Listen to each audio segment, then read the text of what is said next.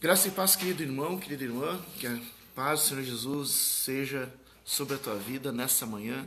Graças a Deus, depois de uma chuvinha que foi muito abençoada, continuamos gratos a Deus e também confiando que Deus também vai enviar mais, né? Glória a Deus por isso. Hoje, né, nós estamos há poucos dias, deixa eu só colocar aqui no silencioso, senão interfere na gravação. Hoje, dia 27 de outubro, nessa terça-feira, nós estamos quase no dia 31 de outubro, que é o dia da Reforma Protestante, ou o dia da proclamação do Evangelho. E essas semanas, há 2 semanas eu tenho falado sobre os ideais da Reforma, principalmente as 5 solas. E essa semana eu quero falar de algumas outras perspectivas protestantes, ou melhor dizendo, perspectivas evangélicas, advindas a partir da reforma evangélica do século XVI. O meu ato falho de dizer século XVIII é porque tem a ver com o tema de hoje. Um dos fundamentos da igreja evangélica é o conceito de sacerdócio universal de todo crente. Meu querido, minha querida, tu sabia que não é só o pastor, a pastora, que são sacerdotes? Tu sabia, se tu foi batizado em nome do Senhor Jesus, se tu é crente, tu também é sacerdote?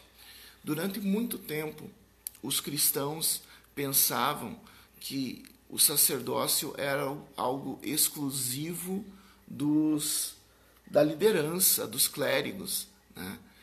E quando se resgatou no século XVI sola Escritura, apenas a Bíblia, foi encontrado na Bíblia que, na verdade, todo o crente, todo batizado, toda pessoa batizada, ela é também sacerdócio, porque ela é portadora do Espírito Santo, e como portadora do Espírito Santo, ela pode também ministrar a Deus, pode ministrar louvor, pode ministrar oração, e isso é um grande privilégio. Isso também é uma responsabilidade que todos nós temos. Sim, os pastores e pastoras são aquelas pessoas que orientam o povo, são aquelas pessoas que coordenam um trabalho, são aquelas pessoas que se responsabilizam pelo trabalho em si, pela liderança do trabalho, mas nenhum pastor, nenhuma pastora, nenhum bispo ou bispa é superior na questão do sacerdócio. Todos nós somos sacerdotes e todos nós temos responsabilidades para com o reino. Porque o meu ato falho, quando em vez de dizer século XVI, falei século XVIII. É porque se costuma dizer que muitos teólogos e historiadores dizem assim: Lutero, Martinho Lutero, né, um dos líderes da reforma do século XVI, Martinho Lutero resgatou o conceito de sacerdócio universal, mas foi John Wesley que colocou esse conceito em prática.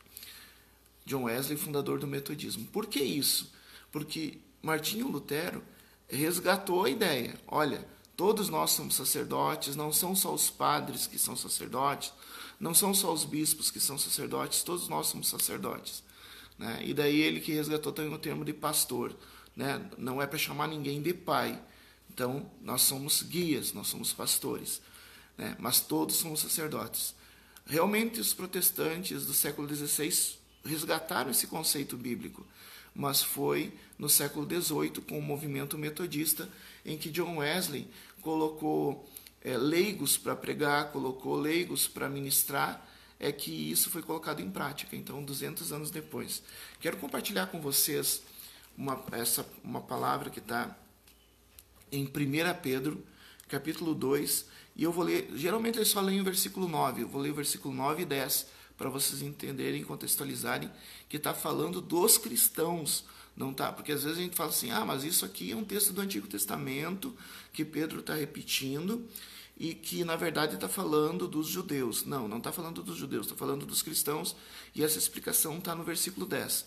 Mas vamos no versículo 9, que diz assim: vós, porém, sois raça eleita, sacerdócio real, nação santa, povo de propriedade exclusiva de Deus, a fim de proclamardes as virtudes daquele que vos chamou das trevas para a sua maravilhosa luz.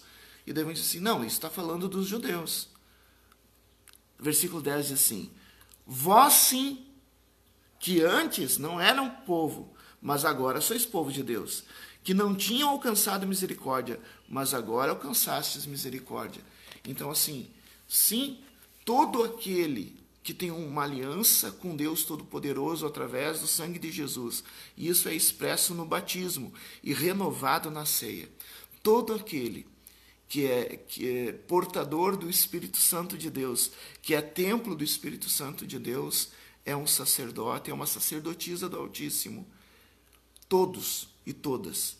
Isso está incluso também os clérigos, também os pastores, também, mas todos, sem exceção, os leigos também.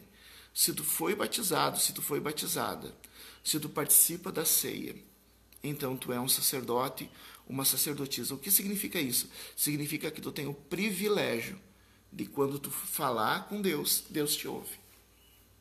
Não depende que o pastor ore por ti. E é lógico que o pastor vai orar por ti, e as pastores vão orar por ti, porque é a função da liderança é orar pelos seus liderados, mas tu não tem essa dependência do pastor. A oração do pastor não é mais forte que a tua oração, né? Então, o teu louvor não é mais importante do que o louvor do ministério de louvor.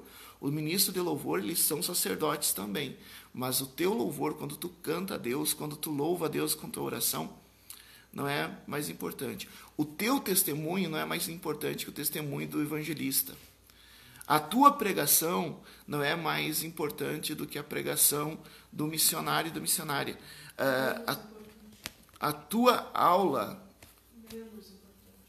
não é menos importante nem mais importante, né? São todos.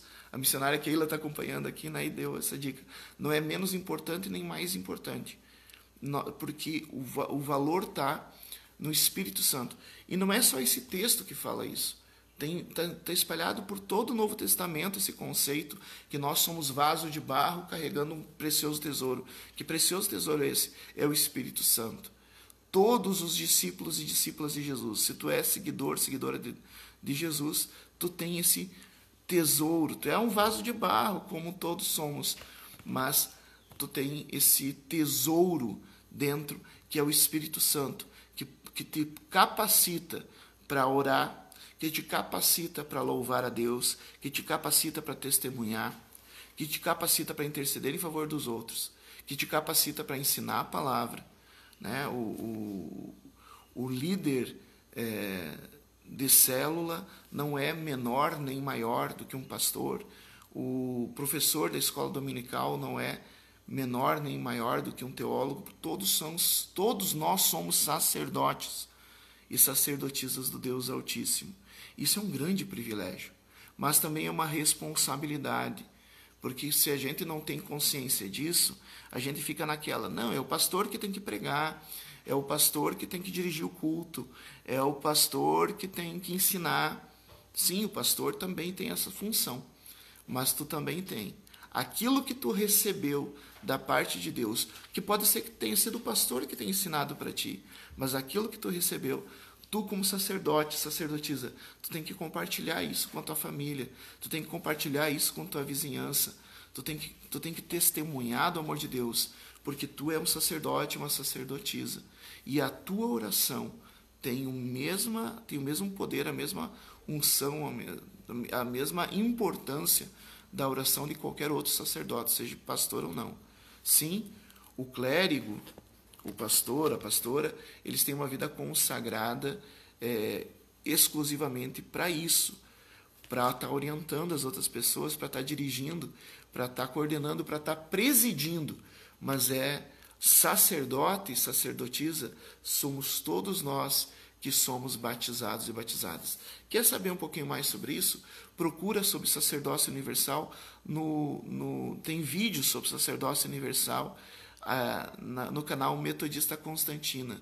E tu vai ter mais profundamente sobre isso. Sacerdócio universal. Saiba tu que tu és um sacerdote, uma sacerdotisa do Deus Altíssimo. Quero mandar um abraço para a Noidi, para sua família, para o Edson, para sua família, para Maria Rosane, para sua família. Eu vi ali, acho que tem o Ricardo, tem mais pessoas que eu estou vendo aqui, mas não estou conseguindo ver o nome. Que Deus abençoe a sua vida, a sua família. E agora, como sacerdote do Deus Altíssimo, junto contigo, sacerdote e sacerdotisa do Deus Altíssimo, nós vamos estar orando. E Deus vai ouvir, porque Deus ouve os seus sacerdotes. Quero abençoar a sua vida nessa manhã. Meu Senhor e meu Deus, muito obrigado por esse privilégio de ser sacerdote, sacerdotisa do Deus Altíssimo. Sim, Jesus Cristo é o nosso sumo sacerdote. Jesus Cristo é o nosso sumo sacerdote, e com Ele, Senhor, queremos apresentar as nossas vidas a Ti nessa terça-feira, pedindo, Senhor, no nome de Jesus, no nome do nosso sumo sacerdote, pedir, Senhor, a bênção sobre essas pessoas, sobre esses teus filhos e filhas, que são também os teus ministros, teus sacerdotes, tuas sacerdotisas, Pai amado, para que eles possam exercer esse sacerdócio, exercer esse ministério, tal e qual tu tens chamado, tu tens dado dons, tu tens dado oportunidades, Pai amado, que a gente não perca a oportunidade de testemunhar, que a gente não perca a oportunidade de anunciar a tua palavra, compartilhar as verdades que tu tens nos revelado, que a gente não perca, Senhor, a oportunidade também, Senhor, de orar, Senhor, uns pelos outros. Pai amado, declaro no nome do sumo sacerdote Jesus a bênção sobre essa família, sobre esse ambiente, sobre essas vidas, em nome de Jesus. Amém e amém. Coloque teu sacerdócio em prática, coloque o teu ministério. Tu és, sim, um ministro, uma ministra. Tem diferença, ministros clérigos, pessoas que têm uma vida consagrada para trabalhar exclusivamente com isso, e ministros leigos, que é cada um de nós. Somos chamados a esse sacerdócio, a esse ministério. Coloque em prática, não enterre os teus talentos. Ore, testemunhe, compartilhe a palavra de Deus. Que Deus abençoe, uma boa semana. Quer saber mais? Entre no YouTube, Metodista Constantina, e procure sobre sacerdócio de todos os santos, ou sacerdócio universal. Procure sobre isso. Deus abençoe a sua vida e até nosso próximo encontro.